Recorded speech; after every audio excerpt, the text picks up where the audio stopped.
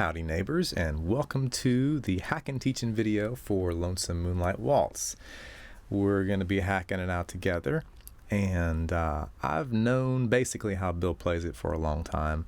Last year I took a couple 3 years ago, I took a little closer look at it, and that was when I did that video that hopefully you've seen in this folder for Lonesome Moonlight Waltz. I went ahead and put myself playing the part as Bill was playing the mandolin, so you could see where the fingering was, but that's not really me, but you probably knew that. And I remember a lot of what I learned there, but as is the case often, you forget a lot of stuff. But if you can retain the heart and soul of it, 80-90%, then you're in really good shape. So we're just going to kind of cruise through it, stop and go. I'm going to point out some stuff. But let's just look at the very beginning, because he's got this really nice, kind of minor. Let's just have a listen to that real quick. Let's just look at that. Let's listen one more time. Make sure we get it good, huh?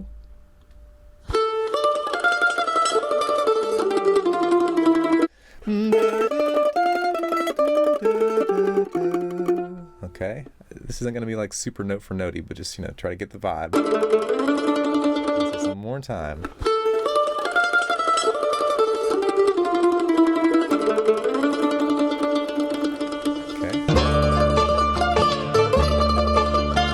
Okay, so this is a really kind of trippy, to use a term, thing that he's doing with his right hand, because like in my mind I want it to be. And you can play this whole thing if you want to kind of get oriented to it like that. You can get that before, if you're having trouble getting your tremolo going. You can play it downstrokes.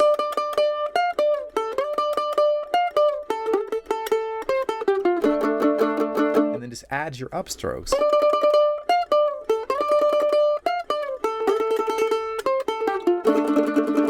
That low note is really important, okay? But what Bill is doing, and I don't really even know how to explain this, but he's putting more notes in there than go in there mathematically. A lot of times he alternates between like either 7 strokes or maybe even 8 strokes sometimes, and I'm playing 6. 1, 2, 3. Well, there's 4 downstrokes and 3 upstrokes, so I guess that's technically 7.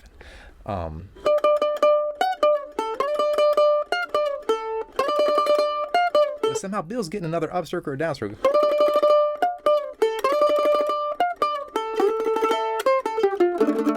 But he's not all the time. It's back and forth, a little bit of this, a little bit of that.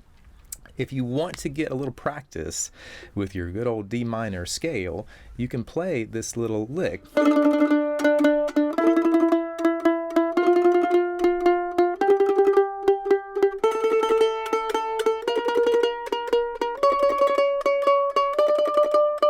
Or you can do the flats.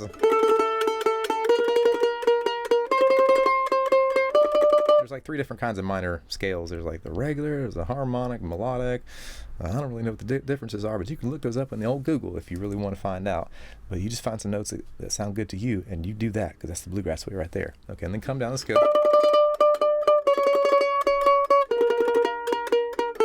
What am I doing? Those are downstrokes, and you just add your upstrokes.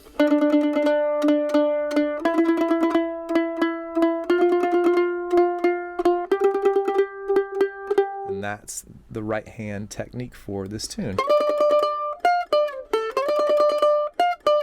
Okay, so I want to point out something. The way that this is led, if we're listening, well, we can't listen like that. On the original recording that Bill did, it's the fiddles that take the first ride, okay? So what a lot of people do is maybe they listen to the fiddles instead of Bill play the mandolin part for the mandolin. So if they're trying to learn it on the mandolin, they might listen to the fiddles. Why that happens so much, I'm not exactly sure. But one thing that happens when that happens is that, so they're playing in harmony, okay? So what's the lead note and what's the harmony note, okay? So how do we find that out? We listen to Bill Monroe play it on the mandolin, okay? So one of the notes that really happens to get, missed a lot is this one right here. right there, sliding from the 5th fret to the 7th fret on the D string into the A string. A lot of people play the C note there, the 3rd fret of the A.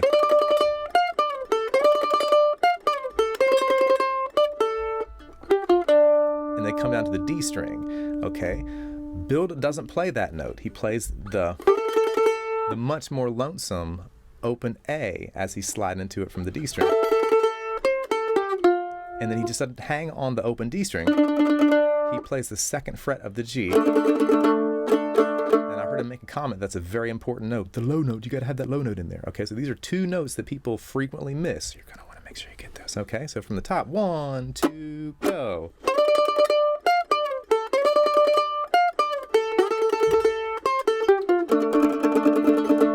Okay, so we're doing good already. And you know, you can finger this different ways. You know, you might come up here with your first finger. I like to do it with the middle finger. That's probably what Bill is doing.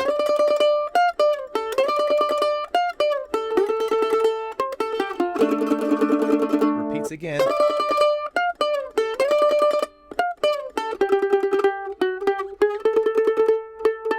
Let's just listen to Bill to make sure I'm not telling you wrong.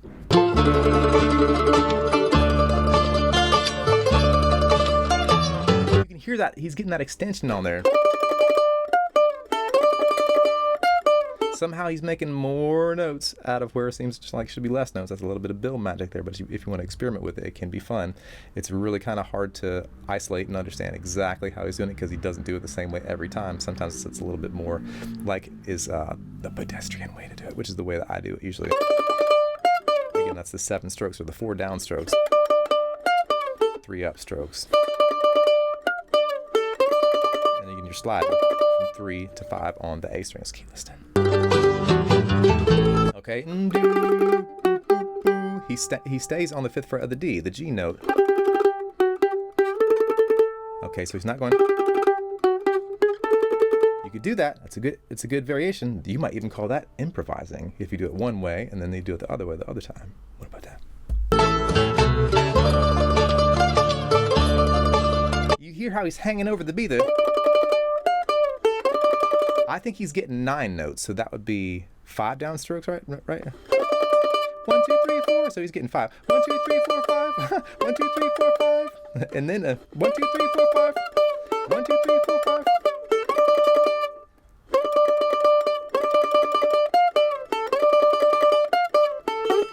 See what I mean? It's weird though. It's kind of counterintuitive, but that's Monroe style sometimes.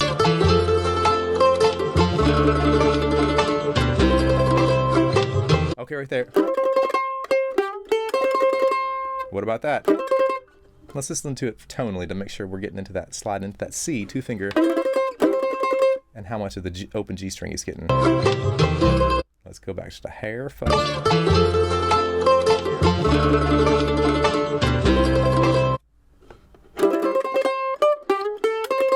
That's really cool.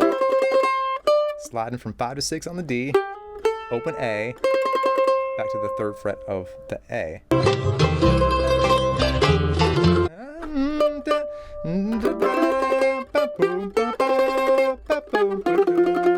So after he does a little slide, 5th fret of the A, and he's sliding from 6 to 5, and then he does this little move 3, 5, 3 on the D string. So the whole C bit.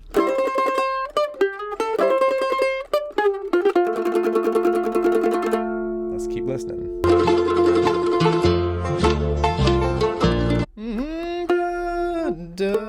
Okay, so he plays the beautiful, how simple is that? The 3rd fret of the D, 2nd fret of the G, and then he slides up into the B flat chord, which is an open D, okay? Now Peter Rowan had different chords for this part, and we're gonna hear a little bit about that from Mike Compton a little bit later on. We might even include the workshop recording of Bill and Peter playing this together. I'll see if I can find that. Up to there.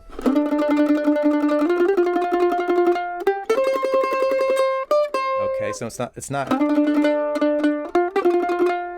solid tremolo. Up to there. Okay, so sliding it from 5 to 7 on the G string into the D string, open D. And what's going on?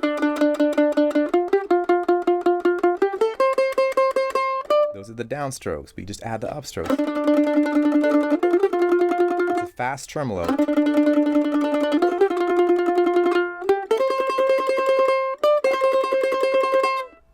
And then it goes into the G chord. Let's keep listening.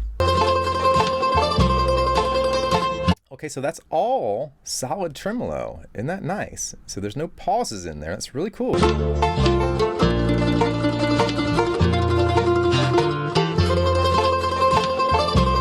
Okay, there's the one little pause.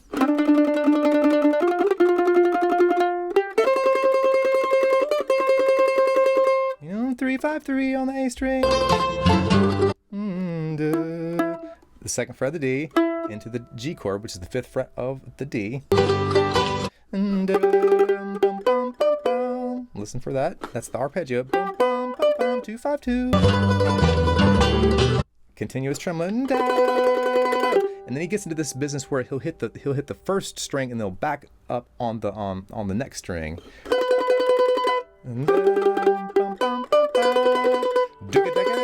Like that. Let's listen again.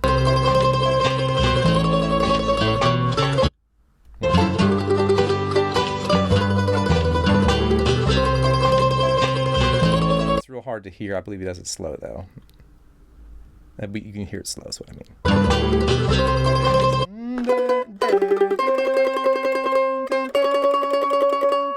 Listen again.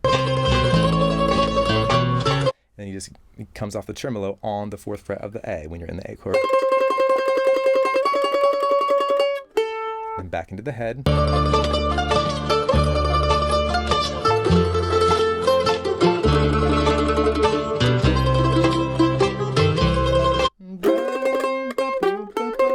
Again.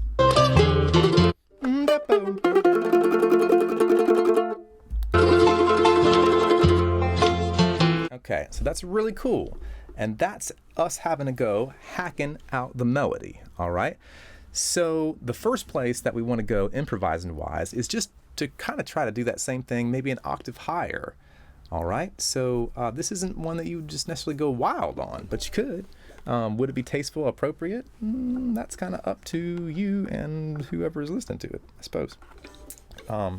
That's between you and the Holy Spirit right there. But you can think about playing the same melody high. It's not the C note. It's the A note.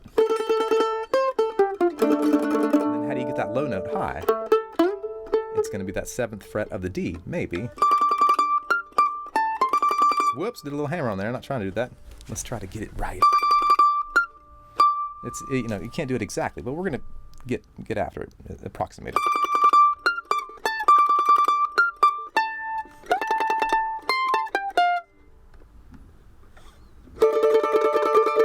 So that would be an approximation of same notes, the low 2nd fret of the G, open D. In this case, we're going to do the next octave up of the A, which is the low note on the G, the 2nd fret of the G.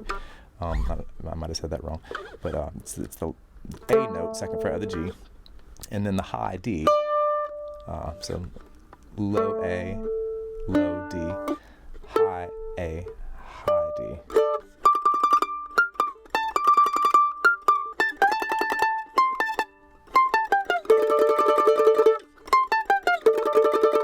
You know, kind of, you could get it there too.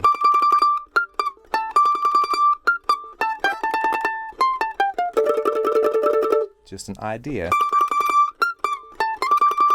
Again, you want to do that hammer on.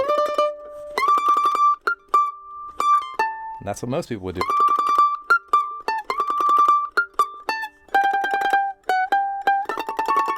You can put your double stops up there, but that doesn't, maybe, I don't know, flavor to taste.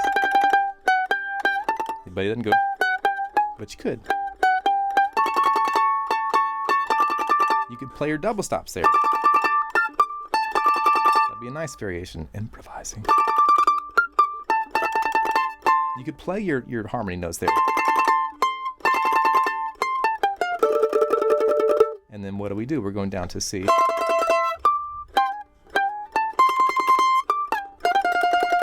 We're into our 2-finger C.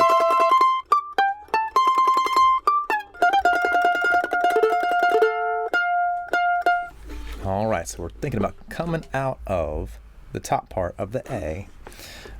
So we're in our 2-finger C.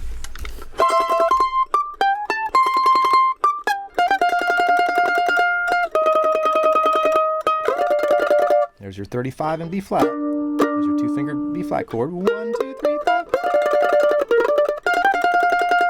All right, same.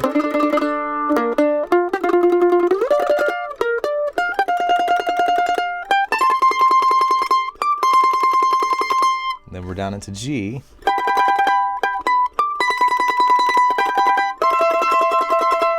And then you can raise your middle finger up 1/2 step. And then you can come back. You could do your minor thing there, but it's almost better to do that if you're going to do a double stop.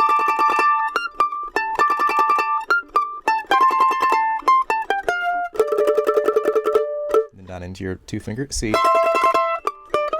Whoops. That's what a lot of people do. But it's much cooler. I'm glad I made that mistake. Okay, so that's one first jump off that you can get, a completely different, tonality, an octave higher, same melody, So we don't really want to run wild with it, but I'm just going to show you some other stuff. You can arpeggiate if you want to just like dibble dabble through it. Say it's like, oh, okay, I love the melody. I just want to kind of explore a little bit. Try arpeggiating through the chord sequence. The classic chords go D, D, D, D, D, D, D, D, and then what does it do there? Up to F major. So D minor, D minor, F major, back to D minor, D minor, D, D minor, D, G, up to A. Okay, so you can arpeggiate through all that if you want to. So, if someone's here's your break coming right here.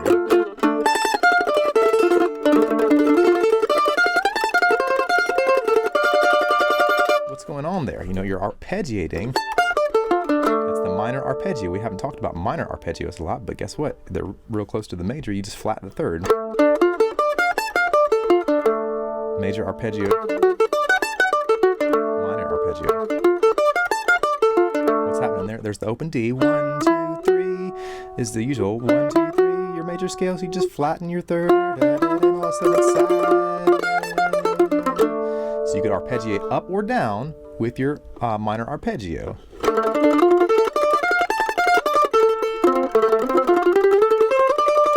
Coming up through your infinity shape. Can't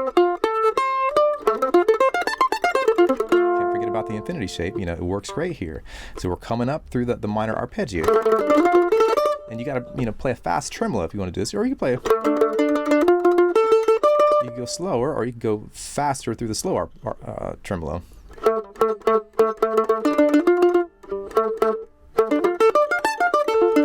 I don't really know that would be great, but if you, I think the best thing to do is to stay on your track with your right hand. That arpeggio, no, that tremolo right there, with the arpeggio.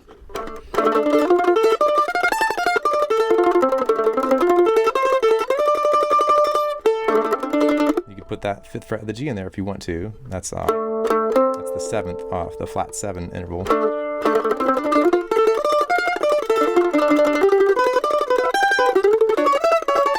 That's up through the major arpeggio in G and in A.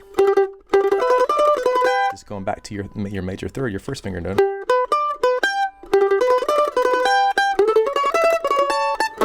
There you come down.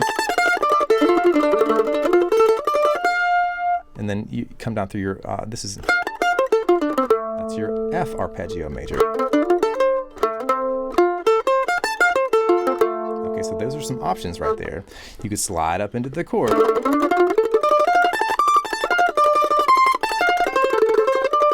Sliding up into your, that's your D minor chord right there. D major, 4th fret of the D, D minor, 3rd fret of the D.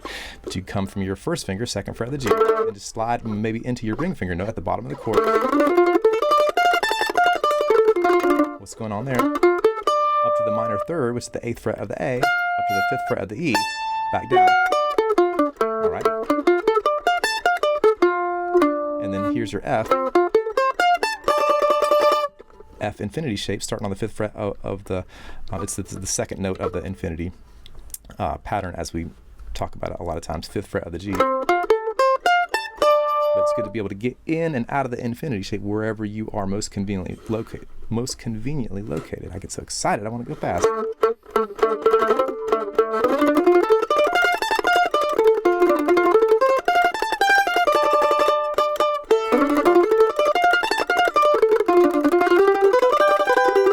You get your double side. And then back into your melody.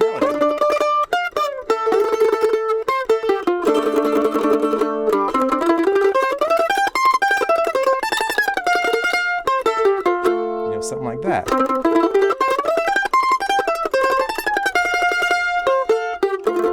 Second part.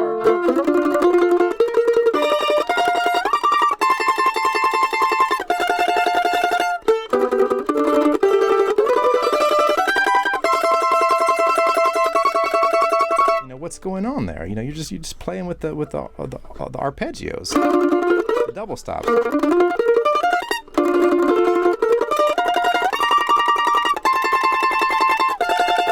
This is your standard arpeggio. These are your double stops.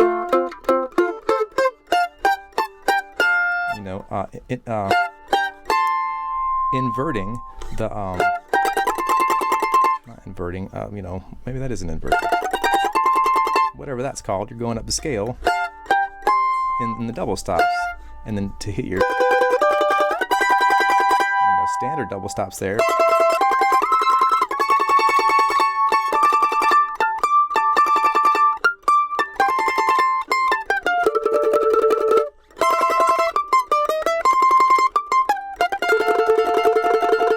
Just some ideas there. You can go wow with it if you want.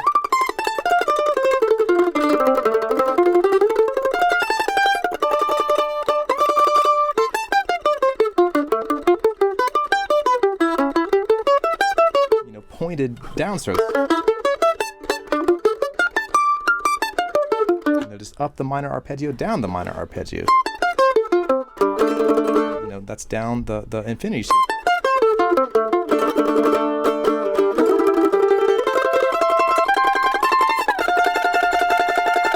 The ending and starting out in your 35 in C. Okay. Pulling that down. That's 35 in F. Pulling that down to your 13 double stop in F. That's the top of the infinity shape.